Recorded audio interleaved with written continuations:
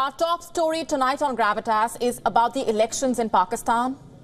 Last night, we told you how the Pakistan army has turned the elections in the country into a war. And tonight, we want to talk about the Pakistani women braving the violence, all in an attempt to save democracy. You see, the conditions are not conducive. Of the almost 6,500 candidates contesting the elections, only around 5% are women. And what's more, in some parts of the country, women are being barred from political participation.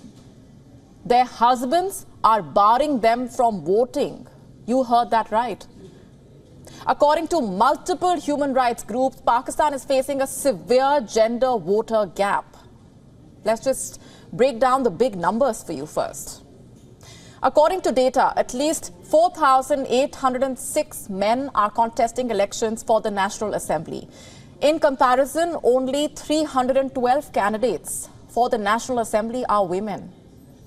And there are 2 transgender candidates of the eligible voters. 46% are female, 54% are male.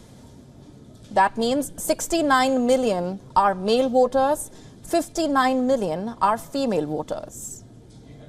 Despite constituting a large number of the population, women still remain politically unheard, unseen.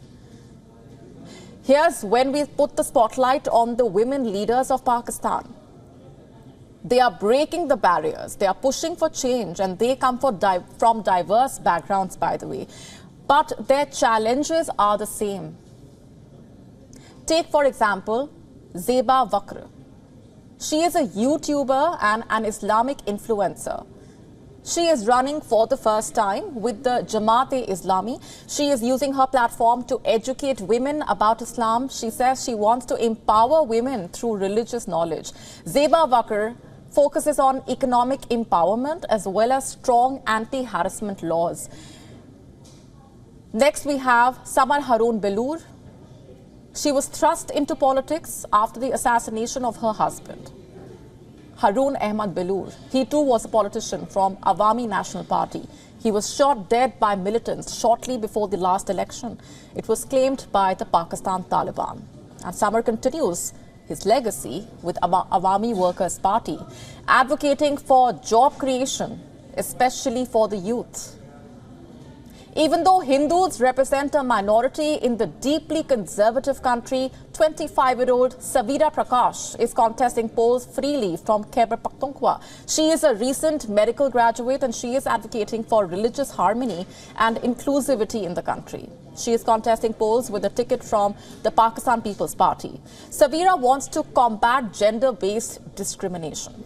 And perhaps the most popular female face is Maryam Nawaz, the daughter and heir apparent of former Pakistan Prime Minister Nawaz Sharif. She is considered the party's de facto number 2 leader, and all reports indicate that her father is paving the way for Maryam to take over the reins of the party. The Constitution of Pakistan reserves seats for women, but political parties rarely allow women to contest outside that quota. This time, the beleaguered political party of Imran Khan, the Pakistan Tehreek-e-Insaf party, has fielded the most number of women in the upcoming polls. The PTI has allocated 53 seats to women, the most number of tickets among the big parties in the country.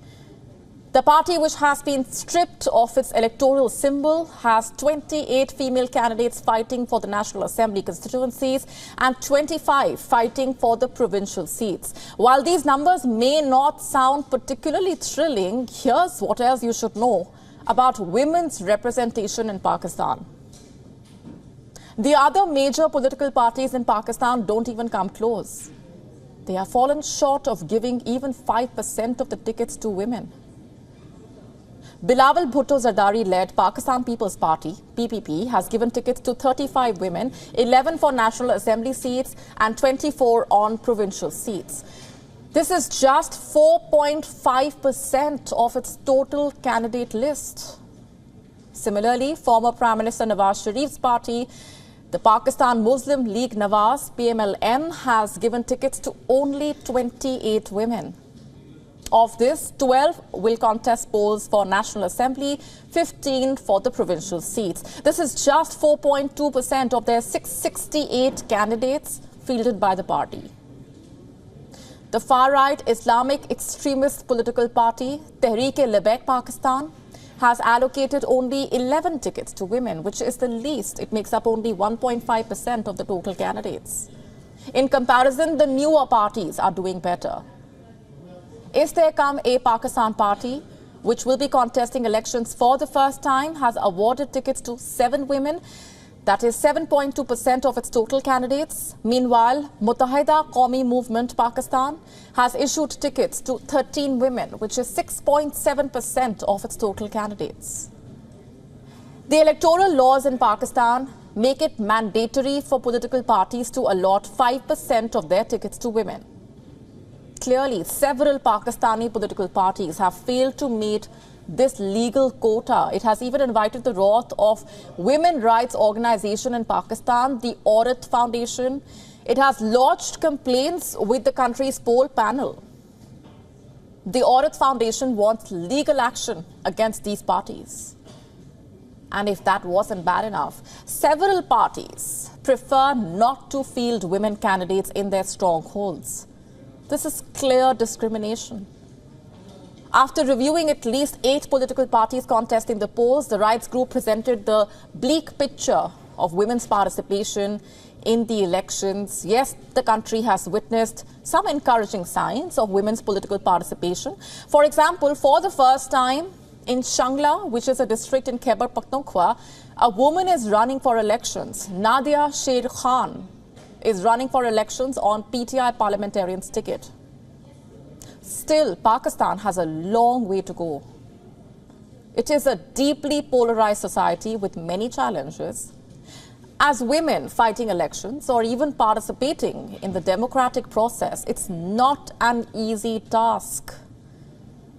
Recently, a group of clerics issued a fatwa against political canvassing by women. They called it a political stunt. As I mentioned earlier, in some areas, women are also being barred from voting by their husbands. In rural sections of the socially conservative country, the society is still governed by a patriarchal system. Male village elders who have great influence within their communities are barring women from voting. And as a result, millions of women remain absent from the electoral rolls. Therefore, progress has been sluggish outside of cities and in regions where tribal customs are in place. You see, this is the true face of Pakistan. Disproportionate representation and deeper societal issues are only limiting Pakistani women's participation in politics. Unless women are truly treated as equal, unless they are given the same resources to contest fairly, and until they are allowed to exercise their franchise, can Pakistani politics truly be considered democratic? WION now available in your country. Download the app now. Get all the updates on the move.